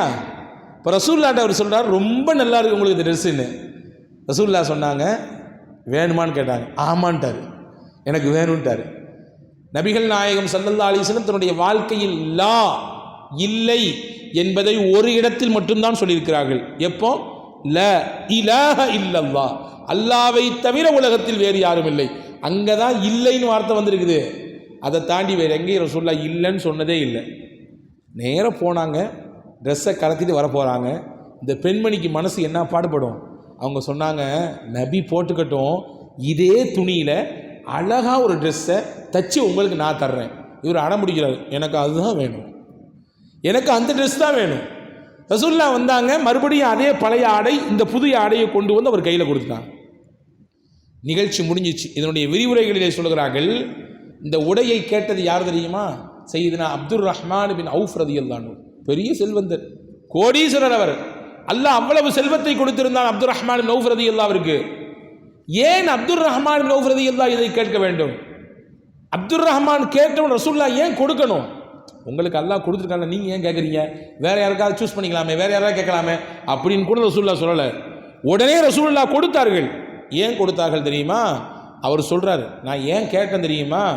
நான் அந்த உலகத்தை விட்டு மௌத்தாகும் பொழுது ரசூலுல்லாஹ்வுடைய மேனியில் பட்ட அந்த புத்தாடை எனக்கான கபரு ஆடையாக இருக்க வேண்டும், கஃனின் ஆடையாக இருக்க வேண்டும். ரசூலுல்லாஹ்வின் மேனியில் பட்ட ஆடை என் மேனியோடு ஒட்டி இருந்தால் அல்லாஹ் அதன் மூலமாவது என்னுடைய கபரு வேதனையை லேசாக்கிடுவான் அப்படின்னு நாங்கள் சையதுனா அப்துர் ரஹ்மான் கௌஃப் ரலியல்லாஹு வரலாற்றில் சொல்கிறாங்க. அதே மாதிரி அப்துர் ரஹ்மான் கௌஃப் ரலியல்லாஹு வஃபாத் ஆகும் பொழுது அவருக்கு கஃனாக உடுக்கப்பட்டது ரசூலுல்லாஹ் கொடுத்த அந்த அன்பளிப்பான ஆடை தான். நான் இங்கே சொல்ல வரக்கூடிய செய்தி, ரசூலுல்லாஹ் அன்பளிப்பை வாங்கிக்கிட்டாங்க, அன்பளிப்புகள் கொடுக்கவும் செஞ்சாங்க. அன்பளிப்புகள் உள்ளங்களை விசாலப்படுத்தும், அன்பளிப்புகள் அன்பை இன்னும் பலப்படுத்தும், கூட்டித்தரும். எனவே அன்பு பெருகுவதற்கு முதல் வழி அன்பளிப்பு கொடுங்கள். இரண்டாவது முக்கியமான விஷயம், ஒருவருக்கொருவர் சலாமை அதிகமாக சொல்லுங்கள். ரசூலுல்லாஹி ஸல்லல்லாஹு அலைஹி வஸல்லம் சொன்னார், அலா அதுல்லுக்கும் அலா ஷைஇன் இதா ஃபஅல்துமூஹு தஹாபப்தும். உங்களுக்கு நான் ஒரு காரியம் சொல்லி தரட்டுமா? அதை நீங்கள் ஃபாலோ பண்ணீங்கன்னா உங்களுக்கு இடையில் அன்பு கூடும். அஃஷுஸ் ஸலாம பைனக்கும், சலாத்தை நீங்கள் பரப்புங்கள். இன்னைக்கு நமக்கு நாமே ஒரு கட்டம் போட்டு வச்சுருக்கோம், யாருக்கு சலாம் சொல்லணும், நம்ம ஆளா வேற ஆளா, நம்ம நாடா வேற நாடா, அல்லது யாரு என்ன என்று நமக்கு இடையிலே ஒரு வரையறுத்து வைத்திருக்கிறோம். அப்படிப்பட்ட நபர்களுக்கு மட்டுமே சலாம் சொல்லுவோம். இல்லை, ரசூலுல்லாஹ் சொன்னாங்க, சல்லிம் அலா மன் அரஃப்த வ மல்லம் தஅரிஃப், தெரிந்தவர்களுக்கும் தெரியாதவர்களுக்கும் சலாம் சொல்லுங்க. சலாத்தின் மூலமாக அல்லாஹ் உள்ளத்தை இணைப்பான். எனவே தான் ரசூலுல்லாஹ் மதீனால வந்து பேசின மொதல் பேச்சு என்ன? அப்துல்லாஹ் இப்னு ஸலாம் ரலியல்லாஹு அன்ஹுடைய உள்ளத்தை புரட்டி போட்டது அந்த பேச்சு தான். அப்துல்லாஹ் இப்னு ஸலாம் என்பவர் யூத மதத்தினுடைய பண்டிதர், வேதத்தை படித்தவர். அவருடைய உள்ளத்தை புரட்டி போட்டது ரசூலுல்லாஹ் பேச்சு அந்த பேச்சு தான். ரசூலுல்லாஹ் சொன்னாங்க, அஃஷுஸ் ஸலாம் வ அத்இமுத் தஆம் வ ஸிலுல் அர்ஹாம் வ ஸல்லூ பில் லைலி வன் நாஸு நியாம். இந்த 4 விஷயம் தான் மதீனால ஃபர்ஸ்ட் ரசூலுல்லாஹ் பேசினது. சலாத்தை சொல்லுங்கள் மக்களுக்கு, அத்இமுத் தஆம் ஏழைகளுக்கு உணவு கொடுங்கள், ஸிலுல் அர்ஹாம் சொந்தங்களை சேர்ந்து வாழுங்க, வெட்டி விட்டுற வேண்டாம், இணைச்சிக்குங்க, ஸல்லூ பில் லைலி வன் நாஸு நியாம் மக்கள்லாம் உறங்கிக்கிட்டு இருக்கும்போது நீங்கள் எந்திரிச்சு ராத்திரியில் தொழுவுங்க. இந்த நாளையும் செய்தால் ததுகுலுல் ஜன்னத பிஸலாம், சலாமத்தா சொர்க்கத்துக்கு நீங்கள் போயிடலாம். சொர்க்கத்துக்கு போகக்கூடிய வழிகளிலே முக்கியமானது இந்த நாளும் என்று பூமான் நபி ஸல்லல்லாஹு அலைஹி வஸல்லம் சொன்னாங்க. இதில் முதல் விஷயம் சலாம். சலாம் சொல்லுங்க. பார்த்தவங்களுக்கு, தெரிந்தவர்களுக்கு, தெரியாதவர்களுக்கு மனமுவந்து வாய் நிறைய சலாம் சொல்லுங்கள். சலாம் சொல்றது சுன்னத் இல்லையா? ஆனால் சலாத்துக்கு பதில் சொல்றது வாஜிப். கட்டாயம் சொல்லி ஆகணும். சொல்லலைன்னா அல்லாஹ்விடத்திலே அதற்கான தண்டனையை, அதற்கான குற்றத்திற்கு நாம் பிடிக்கப்படுவோம் என்பதை பெருமானார் ஸல்லல்லாஹு அலைஹி வஸல்லம் சொன்னாங்க. எனவேதான் அல் குர்ஆன் சொல்கிறது, இதா ஹய்யீதும் பிதஹய்யித்தின் ஃபஹய்யூ பிஅஹ்ஸன மின்ஹா அவ் ருத்தூஹா. உங்களிடத்திலே தஹியத், இஸ்லாத்தின் காணிக்கை, சலாமை கொண்டு வந்து எடுத்து வைக்கப்பட்டால் அதே மாதிரி நீங்க பதில் சொல்லுங்க, அல்லது அதை விட பெஸ்டா சொல்லுங்கன்றாங்க. அதே மாதிரி திருப்பி சொல்லுங்க பதில், அல்லது அதை விட சூப்பரா சொல்லுங்க. அஸ்ஸலாமு அலைக்கும் என்று ஒருத்தர் சொல்றாரு, நீங்க ஒன்று வலைக்கும் சலாம் சொல்லணும், அல்லது வலைக்கும் சலாம் வரஹ்மத்துல்லா சொல்லணும், அல்லது வலைக்கும் சலாம் வரஹ்மத்துல்லாஹி வபரகாத்து அப்படி சொல்லணும். சொல்லாம இருந்தா தப்புன்னு குர்ஆனினுடைய கட்டளைக்கு மாற்றம். எனவே சொல்லுங்கள், அன்பு பெருகும். ஹதீஸிலே வந்திருக்கிறது, இரண்டு நபர்களுக்கு இடையிலே பேச்சுவார்த்தை இல்லை, ஏதோ ஒரு பிரச்சனையில் பேசாமல் இருக்கிறாங்க. ரசூலுல்லாஹ் சொன்னாங்க, இந்த ரெண்டு பேரில் யார் சலாமை கொண்டு முதல்ல துவங்குறாரோ அவர் குற்றத்திலிருந்து வெளியேறார். நாங்கள் ரசூலுல்லாஹ் சலாம் சொல்லிடுறாரு. ஏதோ ஒரு பிரச்சனை, பேச்சுவார்த்தை இல்லை, அல்லது ஏதோ ஒரு பேசிட்டாங்க, மனக்கசப்பு. இப்போ ரெண்டு பேருமே முகத்தை திருப்பிக்கிட்டு போறாங்க, அதில் யார் முந்திக்கிட்டு சலாம் அலைக்கும், ஏதோ நடந்து போச்சு மன்னிச்சிடுங்க அப்படின்னு சொல்லிட்டாருன்னா ரசூலுல்லாஹ் சொன்னாங்க, இவர் தன்னுடைய குற்றத்திலிருந்து வெளியாகி விடுவார். அவர் பதில் சொல்றாரு, சொல்லாமல் போறாரு, அது அடுத்த கட்டம். ஆனால் இவர் தன்னுடைய குற்றத்திலிருந்து வெளியேறிவிட்டார் என்று பெருமானார் ஸல்லல்லாஹு அலைஹி வஸல்லம். எனவே அன்பர்களே, அன்பை மக்களிடத்திலே கூட்டுவதற்கு இரண்டாவது வழி சலாத்தை சொல்லுங்கள் என்று மார்க்கம் சொல்லுகிறது. மூன்றாவது வழி என்ன தெரியுமா? தனக்கு விரும்பியதையே தன் தோழர்களுக்கும் விரும்புவது. தனக்கு என்னத்தை நினைக்கிறோமோ அதே விஷயத்தை தன்னுடைய சகோதரனுக்கும் கிடைக்க வேண்டும் என்று நினைப்பது. ஆனால் இன்னைக்கு நமக்கு எப்படி இருக்குது? தனக்கு கிடைக்காட்டியும் பரவாயில்ல, ஆனால் பக்கத்து வீட்டுக்காரருக்கு எய்த்து வீட்டுக்காரருக்கு கிடைக்கக்கூடாது. வேடிக்கையாக அரபு கதைகளிலே ஒரு செய்தி உண்டு. இரவிலே ஒருவர் தூங்க சென்றாராம். தூங்கு நேரத்தில் ஒரு கதை தான் இது, இதுக்கு எங்கே ஆதாரம் இருக்கக்கூடாது, கதை. தூக்கத்தின் இடையிலேயே அவருக்கு ஒரு கனவு, உனக்கு என்ன வேணும், நீ என்ன கேட்டாலும் கிடைக்கும் அப்படின்னு ஒரு கனவு. இறைபுறத்திலிருந்து உதிக்கப்பட்ட ஒரு கனவு. என்ன வேணுமோ கேளுங்க கிடைக்கும், ஆனால் ஒரே ஒரு கண்டிஷன், உனக்கு என்ன கேட்டாலும் கொடுப்பேன், ஆனால் உன்னே மாதிரி ஒரு மடங்கு எக்ஸ்ட்ரா உன் பக்கத்தில் இருக்க ஆளு கொடுப்பேன். உங்கள் பக்கத்து வீட்டுக்காரருக்கு உனக்கு கொடுத்த மாதிரி ஒரு மடங்கு அதிகமாக கொடுப்பேன். உனக்கு ஒரு கார்னா அவருக்கு 2 காரு, உனக்கு ஒரு வீடுனா அவருக்கு 2 வீடு, உனக்கு 1 லட்சம் ரிங்கிட்னா அவருக்கு 2 லட்சம். இப்படி ஒரு கனவு. இவர் யோசிச்சாரு, இந்த சொல்கிறேன் அப்படி யோசிச்சுட்டே இருக்காரு. நேரம் போய்கிட்டே இருக்குப்பா, சீக்கிரம் சொல்லு. உடனே அவர் சொன்னானே, இறைவா எனக்கு இந்த ஒரு கண்ணை எடுத்துருந்தாராம். இந்த ஒரு கண்ணை எடுத்துருந்தாராம். என்னையா கேட்க சொன்னால் எடுக்க சொல்கிறேன், நான் என்ன வேணுமோன்னு கேட்கலாம் சொன்னேன். இல்லை எனக்கு என்ன கிடைச்சாலும் அதை மாதிரி 2 என் பக்கத்து வீட்டுக்கார கிடைக்குமில்ல, எனக்கு ஒரு கண்ணு போயிடுச்சா 2 போகும்ல, பரவாயில்ல. எனக்கு 1 போனாலும் பரவாயில்ல, என் பக்கத்து வீட்டுக்காரர் 2 போயிடணும். இன்னைக்கு மனிதர்களின் நிறைய நபர்களின் சிந்தனை இதுதான். ஆனால் குர்ஆன் சொல்லுகிறது, திருநபி ஸல்லல்லாஹு அலைஹி வஸல்லம் சொல்கிறார்கள், அன்பை பெருகுவதற்குரிய வழிகளில் பிரதானமானது தனக்கு விரும்பியதை தன் தோழர்களுக்கு விரும்புவது. மக்காவிலிருந்து மதீனாவுக்கு போனார்கள் சஹாபாக்கள், முஹாஜிரீன்கள். ஆகா ரசூலுல்லாஹி ஸல்லல்லாஹு அலைஹி வஸல்லம் பைனல் முஹாஜிரி வல் அன்சார், முஹாஜிர்களுக்கும் அன்சாரிகளுக்கும் இடையிலே பெருமானார் ஸல்லல்லாஹு அலைஹி வஸல்லம் உஹ்வத்துல் இஸ்லாம், இஸ்லாமிய சகோதரத்துவத்தை ஏற்படுத்தினாங்க. கூட பிறந்தவங்க இல்லை, மக்காலேருந்து வந்தவங்க, மதீனாக்காரங்க, 2 பேர்த்தையும் நீங்கள் இஸ்லாம் என்ற ஒன்றின் மூலமாக இணைஞ்சிட்டீங்க, சகோதரர்களாக ஆகிட்டீங்க. உடனே அந்த சஹாபாக்கள் அப்படியே தனக்கு விரும்பியதை அப்படியே கொடுத்தாங்க. ஹதீஸில் வந்துகிறது, அப்துர் ரஹ்மான் நௌஃப் ரலியல்லாஹு அன்ஹு, அதே போன்று சஅத் இப்னு ரபீஅ ரலியல்லாஹு அன்ஹு, 2 பேருக்கு தான் ரசூலுல்லாஹ் உஹ்வத் சகோதரர்களாக ஆக்கினாங்க. இந்த சஅத் இப்னு ரபீஅ என்றவங்க வந்து மதீனாக்காரங்க, அப்துர் ரஹ்மான் நௌஃப் ரலியல்லாஹு அன்ஹு மக்காக்காரங்க. இந்த சஅத் இப்னு ரபீஅ ரலியல்லாஹு சொன்னாங்க, அன்பு தோழரே, இனிமே இன்னையிலிருந்து நீ எனக்கு சகோதரன். எனவே எனக்கு நிறைய தோட்டங்கள்லாம் இருக்குது, நீங்கள் எந்த தோட்டத்தை கை காட்டி சொல்கிறீங்களோ அதை அப்படியே உங்களுக்கு நான் கொடுத்துட்றேன். அதிலிருந்து இம்மி அளவு கூட எனக்கு லாபம் வேண்டாம், அதில் கிடைக்கிற மொத்த லாபமும் உங்களுக்கு வைத்துக் கொள்ளுங்கள். அதே மாதிரி எனக்கு நீங்கள் வந்து குடும்பம் குட்டி எல்லாத்தையும் விட்டு வந்தீங்க, இங்கே நீங்கள் தன்னந்தனியாக நினைக்க வேண்டாம், நான் உங்களுக்கு நிக்கா செய்து வைக்கிறேன். சொல்ல போனால் எனக்கு 2-3 மனைவிகள் இருக்கிறார்கள். நீங்கள் யாரை கைகாட்டி விரும்புகிறீர்களோ அந்த பெண்ணுக்கு நான் விவாகரத்து கொடுத்து அதே பெண்ணை உங்களுக்கு நான் நிக்காஹ் செஞ்சு வைக்கிறேன். உச்சகட்டமான நேசம் இது, சகோதரத்துவம். சும்மா கிடைக்குதுங்க, சும்மா கிடைக்குது. மனித மனம் எப்படி இயங்கும்?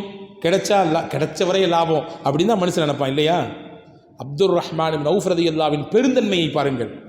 அதில் சஅத் இப்னு ரபீ ரலியல்லாஹுவுடைய உயர்ந்த அந்த சிந்தனையை பாருங்கள். தனக்கு எடுத்து அப்படியே கொடுக்குறாரு. அப்துர் ரஹ்மான் இப்னு அவுஃப் ரலியல்லாஹு பெருந்தன்மையோடு சொன்னார்கள், பாரக்கல்லாஹ், அல்லாஹ் உங்களுக்கு பரக்கத் செய்வானாக. இதில் எதுவுமே எனக்கு வேண்டாம் தோழரே, உங்கள் எண்ணத்துக்கு அல்லாஹ் பரக்கத் செய்வான். விசாலமான எண்ணம், சாதாரண எண்ணம் இல்லை. எனக்கு நீங்கள் செய்யக்கூடிய ஒரே ஒரு நற்காரியம், வியாபார தளம் எங்கே இருக்கிறது காட்டுங்கள், பஜாரை காட்டுங்கள், நான் என் சொந்த காலில் நின்று உழைத்து முன்னேறுவேன் சொன்னாங்க. வேண்டாம் நாங்கள் பெருந்தன்மையாக சொன்னாங்க, விட்டுட்டாங்க. வற்புறுத்தலை சஅத் இப்னு ரபீ ரலியல்லாஹு காட்டி கொடுத்தாங்க. ஹதீஸில் வருகிறது, மதீனாவிலே குறுகிய காலத்தில் மிகப்பெரிய செல்வந்தராக அதில் சையதுனா அப்துர் ரஹ்மான் இப்னு அவுஃப் ரலியல்லாஹு மாறினாங்க. அதுக்கு முக்கியமான காரணம் அவர்களிடத்தில் இருந்த பெருந்தன்மை. கிடைக்குதேன்னு சொல்லி எடுத்துக்கலான்னு நினைக்கல, அப்படி எடுத்தாலும் தப்பு இல்லை, நானா உழைப்பேன், நானா முன்னேறுவேன். அப்துர் ரஹ்மான் அவுஃப் ரலியல்லாஹுடைய வியாபாரத்தின் ரகசியத்தை சொல்லவா? வியாபாரத்தின் ரகசியத்தை அப்துர் ரஹ்மான் அவுஃப் ரலியல்லாஹு சொன்னார்கள், என்ன வியாபாரம் செய்தாலும் அல்லாஹ் எனக்கு பெரிய லாபத்தை கொடுக்கிறான், பெரிய லாபத்தை கொடுக்கிறான். மண்ணை தொட்டு நான் வியாபாரம் செய்தாலும் அல்லாஹ் எனக்கு பொன்னாக மாற்றி தருகிறான். அப்துர் ரஹ்மான் அவுஃப் ரலியல்லாஹுடைய வியாபாரத்தின் துவக்கம் என்ன தெரியுமா? வெறும் பாலாடை கட்டி அதை தான் வியாபாரம் செஞ்சாங்க. ஃபஸ்ட்டு இந்த பாலாடை கட்டியை வைத்து தான் அவர்களுடைய தொழிலை துவங்குகிறார்கள். அல்லாஹ் வியாபாரத்தில் ஓஹோ என்று செழிப்பை கொடுத்தான், உச்சகட்டமான பொருளாதார வளத்தை கொடுத்தான். அவங்கள்ட்ட கேட்டாங்க, எப்படி நீங்கள் இவ்வளோ பெரிய நிலைக்கு உங்களை வியாபாரத்தை உயர்த்திக்கிட்டீங்கன்னு கேட்கும் பொழுது அதற்கு அப்துர் ரஹ்மான் அவுஃப் ரலியல்லாஹு சொன்ன ரகசியம், தருவது அல்லாஹ். எனவே எனக்கு செய்யக்கூடிய வியாபாரத்தில் குறைந்த லாபம் எனக்கு போதும், குறைந்த லாபம் போதுமானது, அதை வைத்து நான் வியாபாரம் செய்வேன். நம்பிக்கை உண்டு, அல்லாஹ் இதிலே பரக்கத் செய்வான். எனக்கு கிடைச்சது கம்மியான லாபம் தான், கம்மியான மார்ஜின் தான், இருந்தாலும் பரவாயில்லை, இதில் அல்லாஹ் பரக்கத் செய்வான் என்ற நம்பிக்கையோடு நான் செய்கிறேன். அல்லாஹ் உள்ளபடியே பரக்கத் செய்கிறான். அன்பு சகோதரர்களே, அப்போ தனக்கு விரும்பியதை தன் சகோதரர்களுக்கு விரும்புவது இது அன்பை கூட்டக்கூடிய முக்கியமான வழி. நாலாவது, எல்லாரின் மீதும் நல்லெண்ணம் கொள்வது, நல்ல அபிப்பிராயம் கொள்வது, அது அன்பை கூட்டித்தரும். நான் உங்களுக்கு முன்னாடி சில பயான்களில் சொல்லியிருக்கிறேன். சைக்காலஜி என்ன தெரியுமா? நாம் எப்படி பிறரை பார்க்குறோமோ அப்படி தான் நம்மளையும் பிறர் பார்ப்பார்கள். நல்ல எண்ணத்தோடு பார்த்தால் அவர்களும் நம்மை நல்ல எண்ணத்தோடு பார்ப்பார்கள். குறுகுறுப்போடு பார்த்தால் அவர்களின் உள்ளத்திலும் நம்மை பற்றி குறுகுறுப்பு எண்ணம் இருக்கும். ஒரு கதை சொல்கிறேன் கேளுங்கள். ஒரு ஊரில் ஒரு அரசர் இருந்தார். அந்த அரசர் அப்படியே சுற்றி சுற்றி வருவார். ஒரு மாதத்துக்கு ஒருக்க அப்படி ஊர் முழுக்க அப்படி மக்களுடைய நிலை எப்படி இருக்குன்னு பார்ப்பார். அப்படி பார்த்துக்கிட்டே வரும்பொழுது எல்லாத்தையும் சந்தோஷமாக பார்த்தாரு. ஊருடைய எல்லையில் சந்தன மரக்கட்டைகளை வைத்து வியாபாரம் செய்த ஒரு வியாபாரியை மட்டும் அப்படி ஒரு விதமான அவரை சாப்பிட்ற மாதிரி ஒரு வெறுப்பு பார்வை. யாருக்கு? அரசருக்கு. இது 2-3 தடவை கவனிச்சிட்டாரு மந்திரி. ஏன் இந்த ஆளை மட்டும் ரொம்ப ரொம்ப வெறுப்போடு பார்க்கிற அரசர்? அரசரை கொண்டு அரசவையில் விட்டுட்டு ஒரு 2-3 நாள் கழித்து அந்த சந்தனக்கட்டை வியாபாரி இடத்திலே வந்தார் மந்திரி. வந்தவர் கேட்டார், என்னப்பா எப்படிப்பா வியாபாரம் போகுது, நல்லா இருக்குதா? எங்கே போகுது? யார் ஊரில் சந்தனக்கட்டையெல்லாம் வாங்கி பயன்படுத்த போகிறா? யானே முதல்ல போட்டு முடக்கி வச்சு என்னடா எப்பட்றா இதை கழிச்சு விடுறது அப்படின்னு பார்த்துட்ருக்கிறேன். பெரிய கஷ்டத்தில் இருக்கேன். இருந்தாலும் எனக்கு ஒரு நம்பிக்கை இருக்குது, என்னைக்காவது ஒரு நாள் இந்த அரசன் சாவதான் போகிறாரு, இறந்து தான் போவான் மனுஷன். அவர் இறந்தார்னா அவரை எரிக்கிறதுக்கு என் கடையில் தான் சந்தனக்கட்டை வாங்குவாங்க. மொத்தத்தையும் விற்றுட்டு ஒரேடியாக செட்டில்ட் ஆகிரும் நினச்சிட்ருக்கிறேன். அமைச்சருக்கு புரிஞ்சு போச்சு, அந்த ஆள் ஏன் இவன் மேலே வெறுப்பாக இருக்கான்ட்டு. அந்த ஆளுக்கு ஏன் இவன் மேலே இவ்வளோ வெறுப்பாக இருக்குன்னு புரிஞ்சு போச்சு. நல்லெண்ணத்தோடு அமைச்சர் சொன்னார், ஏன்பா நீ அவர் சாகணும்னு நினைக்கிற, அவர் இறந்து போகணும்னு சொல்லி ஏன் நீ நினைக்கிற? உன்னை பற்றி அரசர் எவ்வளோ நல்ல அபிப்பிராயம் சொல்லியிருக்காரு தெரியுமா? அதாவது 2 நபர்களை இணைப்பதற்கு பொய் சொல்லலாம், 2 நபர்களை சேர்த்து வைப்பதற்கு என்ன செய்யலாங்க? பொய் சொல்லலாம். நீங்கள் பாட்டு அஜர்த்து ஊர்லேருந்து வந்தார் பொய் சொல்லலாம்னு சொல்லிட்டாரு அப்படின்னு எல்லா இடத்துலையும் பேசாமல் சொல்லிடக்கூடாது, பெரிய கஷ்டமாகி போயிடும். 2 நபர்களை இணைத்து வைப்பதற்கு பொய் சொல்லலாம். ரசூலுல்லாஹ் சொன்னாங்க, என்மி ஹைரா வயகூலு ஹைரா. இருவர்களை சேர்த்து வைப்பதற்கு ஒரு பொய் சொன்னால் அது பொய்யே இல்லை, அது ஹைர், நலவு. சேர்த்து வைக்கிறதுக்காண்டி. இதுக்கு நேர ஆப்போசிட்டாக விளைஞ்சிடக்கூடாது. ரெண்டு பேர்த்தையும் டமால்னு உடச்சி வைக்கிறதுக்காண்டி இதையாக சொல்லிடக்கூடாது, பெரிய தப்பாக போயிடும் அது. அன்பர்களே, இவர் சொன்னார், உன்னை பற்றி அரசர் எவ்வளோ நல்ல அபிப்பிராயம் கொண்டிருக்காரு. அந்த மனுஷன் சந்தனக்கட்டையை வச்சு எப்படி வியாபாரம் பண்ணான்னு தெரில, அவனுடைய வியாபாரத்துக்கு ஏதாவது நல்ல வழி ஏற்படுத்தி கொடுக்கணும், அவனை முன்னேற்ற பாதையில் கொண்டு போகணும் அப்படின்னு சொல்லி அரசர் உன் மேலே ரொம்ப தீராத நல்ல அபிப்பிராயம் கொண்டிருக்காருப்பா, நீ போய் அவர் இறக்கணும்னு நினைக்கிறியே. அப்போ அந்த மனுஷன் சொன்னானா, சார் ஏன் தப்பாக நினச்சிட்டேன், ஐயோ நான் என்னோட எண்ணத்தை மாற்றிக்கிறேன் அப்படின்னு சொல்லி அந்த வியாபாரி சொன்னாராம். அடுத்த மாதம் ரவுண்ட்ஸில் வரும்பொழுது அரசர் எல்லாத்தையும் பார்த்தார், இந்த சந்தனக்கட்டை வியாபாரியையும் பார்த்தார். ஆனால் முன்னால் இருந்த பார்வைக்கும் இப்பொழுதுக்கும் நிறைய டிஃப்ரெண்ட். அன்போடு பார்க்கிறார், கரிசனத்தோடு பார்க்கிறார். அந்த வியாபாரி ரொம்ப அரசரிடத்தில் வந்து கூனி குறுகி ரொம்ப அன்போடு நடந்து கொள்கிறார். இதை பார்த்து அந்த மந்திரி புரிந்து கொண்டார், சரி இவருடைய உள்ளத்தையும் சரி செஞ்சிட்டாரு, அவருடைய உள்ளத்தையும் அல்லாஹ் சரி செஞ்சுட்டான். அன்பர்களே, இதுதான் விஷயம். நாம் எப்படி பிறரின் மீது நல்லெண்ணம் வைக்கிறோமோ அப்படித்தான் நம்மின் மீது நல்லெண்ணம் வைப்பார்கள். ஹதீஸிலே வந்திருக்கிறதே, மன் ஸர்ரஹு அன் யன்துர இலா ரஜுலின் மின் அஹ்லில் ஜன்னா ஃபல்யன்துர் இலா ஹாதா. ஒருவர் பள்ளிவாசலுக்குள்ளே வந்தார். ரசூலுல்லாஹ் சொன்னார்கள் சஹாபாக்களை பார்த்து, சொர்க்கவாதியை உலகத்தில் பார்க்க வேண்டுமா, அந்த வர்றாரு பாருங்க, அவர் தான் சொர்க்கவாசினாங்க. எல்லாரும் திரும்பி பார்த்தாங்க, யார் யார் யாருன்னு பார்த்தா ஒருத்தர் வந்தார், சாதாரண மனிதர் வந்தார், தொழுதாரு, போயிட்டாரு. ரெண்டாவது நாள் இதே மாதிரி சொன்னாங்க, மூணாவது நாள் இதே மாதிரி சொன்னாங்க, சொர்க்கவாதி சொர்க்கவாதின்னாங்க. இந்த சபையிலிருந்து ஒரு சாபி எந்திரிச்சு போயிட்டார் வீட்டுக்கு. அப்துல்லாஹ் இப்னு அம்ர் இப்னு ஆஸ் ரலியல்லாஹு அன்ஹு போனாங்க. அந்த வீட்டில் போய் சொன்னாங்க, எனக்கும் எங்கள் வாப்பாவுக்கும் ஒரு சின்ன டிஷ்ஷும் ஒரு பிரச்சனை, அதனால் ஒரு 3 நாள் உங்கள் கூட தங்கணும். தங்கிங்க, பரவாயில்ல, பாஷா இல்ல, தாராளமாக தங்கிக்கலாம். 3 நாள் தங்கி நோட்டமிட்டார், என்ன செய்கிறாரு, பிரத்யேக அமல் என்ன, இவர்கிட்ட என்ன அமல் கூடுதலாக இருக்குது, அதை பார்த்து நாமளும் வாழ்க்கையில் அமல் செஞ்சு நாமளும் என்னவாகணும், சொர்க்கத்திற்குரியவராக ஆகணும்ன்ற நினப்பு. 3 நாள் பார்த்தாரு, பிரத்யேகமாக எதுவும் செய்யலை. போகும்போது கேட்டுவிட்டாரு, பிரத்யேகமாக அமல்லாம் அவங்கள்ட்ட இருக்கிற மாதிரி இன்னும் என் கண்ணுக்கு படலை. ரசூலுல்லாஹ் அவங்கள 3 நாள் சொர்க்கவாசின்னு சொன்னாங்க, என்ன பண்ணுறீங்க பிரத்யேகமாக நீங்கள் அப்படின்னு சொன்னாங்க. அந்த சஹாபி சொன்னார், அப்படிலாம் பெருசாக என்கிட்ட வந்து அமல்லாம் இல்லை, ஒரு விஷயம் மட்டும் என் வாழ்க்கையில் இருக்குது, ஒரே ஒரு காரியத்தை மட்டும் நான் உறுதியாக நம்புகிறேன், அதை பின்பற்றுகிறேன். ஒன்று, எல்லாரின் மீதும் நல்ல அபிப்பிராயம் கொள்ளுவேன், யாரை பற்றியும் தவறான சிந்தனை என் உள்ளத்துக்கு வராது. ஒன்று. ரெண்டாவது, அல்லாஹ் எனக்கு கொடுக்காமல் வேறு யாருக்காவது ஏதாவது கொடுத்திருந்தால் அதை பார்த்து அவரிடத்திலிருந்து அது பறிபோய் விட வேண்டும் என்று பொறாமை கொள்ள மாட்டேன். ஒன்றை புரிஞ்சுக்கிட்டா போதும், நம்ம உள்ளத்தில் எப்போதும் பொறாமை வராது. ஒரு விஷயம், ஒரே ஒரு ஃபார்முலா தான், எனக்கு யாரு கொடுத்தானோ அதே அல்லாஹ் தான் அவருக்கும் கொடுத்துருக்கான், முடிஞ்சிச்சு. எனக்கு யாரு கொடுத்தாரோ அதே அல்லாஹ் தான் அவருக்கும் கொடுத்துருக்கிறார். அவருக்கு அல்லாஹ் கொஞ்சம் கூட்டி கொடுத்துருக்கான், அல்லாஹ் எனக்கு கொஞ்சம் கம்மியாக கொடுத்து, அவ்வளோதான், டிஃப்ரெண்ட் வேற ஒன்றும் இல்லை. எனக்கு கொஞ்சம் நிறைய இருக்குது, அவருக்கு கொஞ்சம் கம்மியாக இருக்குது, அல்லது அவருக்கு கொஞ்சம் அதிகமாக இருக்குது, எனக்கு கொஞ்சம் குறைவாக இருக்குது. கொடுத்தவன் ஒருவனே, அதில் மாற்றுக்கருத்து இல்லை. இப்படி என்ன வந்தால் பொறாமையே வராது. அவர் சொன்னார், நான் எல்லாரும் மீது நல்ல அபிப்பிராயம் கொள்ளுவேன். ஒன்று. ரெண்டாவது, எனக்கு இல்லாத ஏதாவது ஒரு விஷயம் பிறருக்கு தரப்பட்டால் அதை பார்த்து நான் பொறாமை கொள்ள மாட்டேன். உடனே சொன்னாங்க அப்துல்லாஹ் இப்னு அம்ர் இப்னு ஆஸ், இந்த காரணம் தாங்க, இதுதான் உங்களை சொர்க்கவாதின்னு பெயர் எடுக்க வச்சிருக்குன்னாங்க. அன்பர்களே, அன்பை பெருக்குவதற்கு பெருமானார் சொன்ன முக்கியமான விஷயம் எல்லா நபர்களின் மீதும் நல்ல அபிப்பிராயம் கொள்வது. இது 4வது. 5வதாக, எதையுமே பாசிட்டிவாக பேசுவது, பாசிட்டிவாக சிந்திப்பது. கஷ்டத்தோடு சிரமத்தோடு ஒருத்தர் வந்து ஒன்று சொல்லணும், நம்மள்கிட்ட நம்பி நம்மளை எதிர்பார்த்து ஒரு விஷயத்தை சொல்கிறாரு, உடனே அவர்கிட்ட போயிட்டு, நான் தான் அன்றைக்கே சொன்னல, உனக்காக தேவையாயிது, உன்னை யார் அங்கே வந்து பேச சொன்னா, உன்னை யார் அப்படிலாம் போய் அந்த அந்த அந்த இடத்துல முதல்ல முடக்க சொன்னது, ஏன் நீ அப்படிலாம் பண்ண என்று அவருடைய அந்த ஏற்கனவே இருக்கக்கூடிய புண்ணிலே மேலும் வேலை தூக்கி பாய்ச்சக்கூடாது. நல்ல வார்த்தைகள், பாசிட்டிவான நேர்மறையான வார்த்தைகள், எதிர்மறையான வார்த்தைகளை களைந்துவிட்டு நேர்மறையான வார்த்தைகளை பேசும் பொழுது அன்பு தானாக கூடும், தானாக கூடும். சொல்கிறோம், அவர்கிட்ட போய் பேசினாலே மனசுக்கு ரொம்ப ரிலாக்ஸாக இருக்குதுங்க, மனசுலேருந்து ஒரு பெரிய பாரம் இறக்கி வச்ச மாதிரி இருக்குது. அவர்கிட்ட போய் ஒரு 10 நிமிஷம் உட்காந்துருந்தேன், அவர்கிட்ட பேசினேன், அவ்வளோதான். அவர்கிட்ட மனுஷன் பேசுவானா, போனால் கூட கொஞ்சம் நம்மள்கிட்ட ஏற்றி விட்டுருவார், பெரிய கஷ்டமாகி போயிடும் என்று நினைக்கக்கூடிய நினைப்பாளர்களும் உண்டு இல்லையா? ரசூலுல்லாஹ் நேர்மறை சிந்தனையோடு பேச கற்றுக் கொடுத்தார்கள். அதுதான் அன்பை விதைக்கும் என்று சொல்லிக் கொடுத்தார்கள். மக்கமா நகரிலே வெற்றி வாகை சூடி பெருமானார் நுழைகிற பொழுது அபூ சுஃபியான் இஸ்லாத்தை ஏற்றுக்கொள்ளவில்லை. ஆனால் ஏற்றுக்கொள்ள வேண்டும் என்கின்ற மனநிலையில் இருக்கிறார். ஸல்லல்லாஹு அலைஹி வஸல்லம் அவருக்கு ஆறுதலான ஒரு வார்த்தை சொன்னார்கள். மன் தகல தார அபீ சுஃபியான் ஃபஹுவ ஆமினுன்.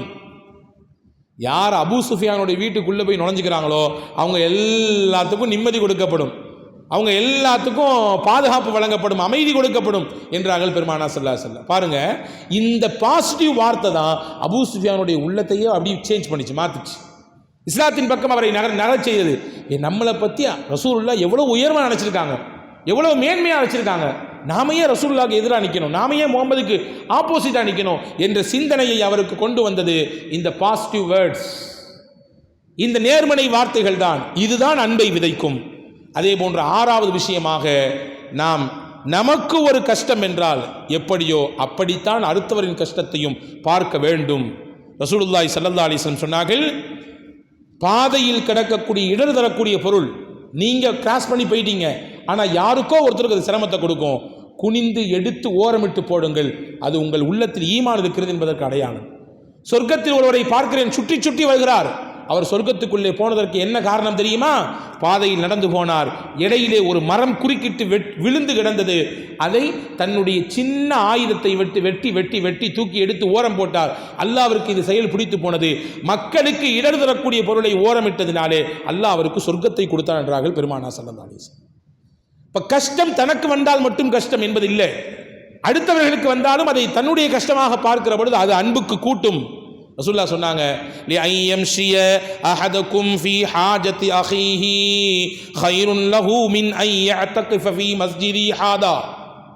உங்களிலே யாரோ ஒருவர் தன்னுடைய சகோதரரின் தேவை, தன்னுடைய தோழர்களுடைய தேவை, அதற்காக நடந்து போறாரு. ரசூலுல்லாஹ் சொன்னாங்க, அந்த நடை இருக்கிறதே என்னுடைய இந்த பள்ளிவாசல் மஸ்ஜிது நபவியிலே இஅ்திகாஃப் இருப்பதை விட சிறந்தது. நாங்கள் ஸல்லல்லாஹு அலைஹி வஸல்லம் பள்ளிவாசல் இஅ்திகாஃப் இருக்கிறது எவ்வளோ பெரிய பாக்கியம். சாதாரண பள்ளியில் இஅ்திகாஃப் இருக்கிறதே பெரிய பாக்கியம், மஸ்ஜித் நபவியில் இருக்கிறது எவ்வளோ பெரிய பாக்கியம். ரசூல் சொன்னாங்க, அந்த பாக்கியத்தை விட சிறப்பானது உங்கள் தோழர் ஒருவருடைய காரியத்திற்கு, நல்ல காரியத்திற்கு நீங்கள் அவங்க கூட நடந்து போகிறதுன்னு நாங்கள் சொல்லலாம். இப்போ கஷ்டத்தை தன் கஷ்டமாக நினைத்துக் கொள்வது அன்பை கூட்டித் தரும். ஏழாவது முக்கியமான விஷயத்தை சொல்கிறேன். அன்பு பெருகுவதற்குரிய முக்கியமான வழி, உங்கள் முகம் எப்பொழுதுமே புன்முறுவலோடு இருக்க வேண்டும். அதுதான் உங்களுக்கான நபர்களை உங்களோடு சேர்த்து வைக்கும். நமக்கானவர்களை நம்மோடு இணைத்து வைப்பது எது? முகத்தின் புன்முறுவல். ரசூலுல்லாஹி ஸல்லல்லாஹு அலைஹி வஸல்லம் எப்படி இருந்தாங்க? மா ரஅய்து அஹதன் அக்ஸர தபஸ்ஸுமம் மின் ரசூலில்லாஹி ஸல்லல்லாஹு அலைஹி வஸல்லம். சஹாபாக்கள் சொல்றாங்க, ரசூலுல்லாஹ்வை விட முகம் மலர்ந்த ஒரு நபரை உலகத்தில் நான் பார்த்ததே இல்லை. எப்பொழுதுமே ரசூலுல்லாஹ்வுடைய முகம் அப்படியே புன்முறுவல் பூத்ததாகவே இருக்கும். எனவே தான் ரசூலுல்லாஹ் சொன்னாங்க, தபஸ்ஸுமுக ஃபீ வஜ்ஹி அகீக லகஸதகா. சதகா என்பது நீங்கள் பையிலிருந்து எடுத்து கொடுக்கக்கூடிய காசு பணம் என்பது மட்டுமல்ல. காசு பணம் மட்டும்தான் சதகா என்று நினைக்காதீர்கள். உங்கள் சகோதர முஸ்லிமை பார்த்து ஒரு சின்ன புன்சிரி, ஒரு புன்முறுவல், ரசூலுல்லாஹ் சொன்னாங்க சதகாண்டாங்க. இன்னைக்கு நிறைய பேர் இஞ்சி 1/2 கிலோ வாயில போட்டு கடிச்சுக்கிட்டே இருக்கிற மாதிரியே முகத்தை வச்சிருக்காங்க. இந்த இஞ்சியை கடிச்சா முகம் எப்படி இருக்குமோ அந்த மாதிரியான நிலைப்பாடோடு சிலர் இருக்கிறார்கள். இதுவெல்லாம் ரசூலுல்லாஹ் விரும்பாத விஷயம். முகத்தை எப்பொழுதுமே புன்முறுவலோடு வைத்துக் கொள்ள வேண்டும். ஹதீஸில் வந்திருக்கு, ஜரீர் இப்னு அப்துல்லா ரலியல்லாஹு சொன்னாங்க, ரசூலுல்லாஹ் நான் இஸ்லாத்தை ஏற்றுக்கொண்ட காலத்திலிருந்து அவர்களை நான் பார்த்தது எப்பொழுதுமே புன்முறுவல், எப்பொழுதுமே புன்முறுவல், மலர்ந்த முகத்தோடு ரசூலுல்லாஹ் இருப்பார்கள். அப்படித்தான் நான் பார்த்திருக்கிறேன் என்று பெருமானார் ஸல்லல்லாஹு அலைஹி வஸல்லம் பற்றி ஜரீர் இப்னு அப்துல்லா ரலியல்லாஹு சொன்னார். அன்பர்களே, நம்முடைய அன்பு பெருகுவதற்கு, அன்பை மனங்களிலே விதைப்பதற்கான 7வது முக்கியமான வழி பெருமானார் ஸல்லல்லாஹு அலைஹி வஸல்லம், சிரியுங்கள், முகத்தை சிரிப்போடு வைத்துக் கொள்ளுங்கள். குர்ஆன் சொல்கிறது, ஃபல்யல்ஹகு கலீலம் வல்யபுகு கஸீரா. குறைவாக சிரிக்கட்டும், அதிகமாக அழட்டும். இதுதான் இதனுடைய அர்த்தம். இதில் இன்னொரு அர்த்தமும் வைக்கலாம், கொஞ்சமாவது வாழ்க்கையில் சிரிங்கப்பா அல்லாஹ் சொல்வதாக. கொஞ்சமாவது வாழ்க்கையில் சிரிங்க, இறுக்கமாக இருக்காதீங்க, இறுக்கம் வேண்டாம். சஹாபாக்களை விட ரொம்ப பிஸி ஷெட்யூல்ட வாழ்றவங்களா நம்ம? ரசூலுல்லாஹ்வோட ரொம்ப டைட்டான ஷெட்யூல்டோடு வாழக்கூடியவங்களா? இல்லையே. ஆனால் அந்த நபியே அவ்வளவு பரபரப்பு, குடும்பம், சமூகம், தோழர்கள், போர்க்களம், எத்தனை எத்தனை அரசியல் களம், எல்லாத்தையும் தாண்டி ரசூல் ஸல்லல்லாஹு அலைஹி வஸல்லம் புன்முறுவலோடு இருந்தார்கள். அதுதான் நாயகத்தின் தோழர்களை அவர்களின் உள்ளங்களிலே பெருமானாரை குறித்து உண்டான உயர்ந்த சிந்தனையை ஏற்படுத்தியது பெருமானாரின் அந்த புன்முறுவல் தான். எனவே அன்பர்களே, இந்த 7 விஷயங்களும் மக்களோடு நாம் வாழுகிற பொழுது, பழகிற பொழுது, நடந்து கொள்கிற பொழுது நிச்சயமாக நம்மை குறித்து உண்டான உயர்ந்த அபிப்பிராயம் ஏற்படும்.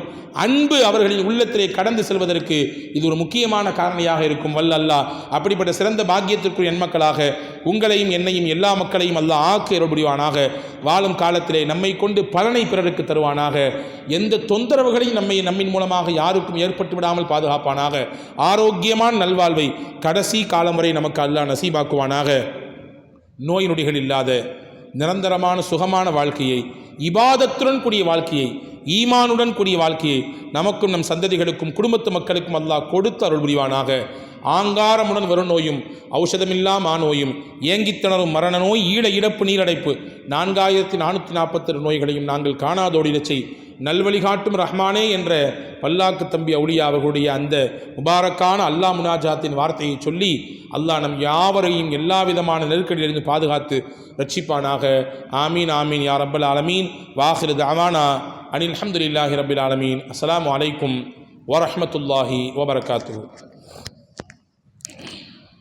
ஸல்லல்லாஹு அலா முஹம்மத் ஸல்லல்லாஹு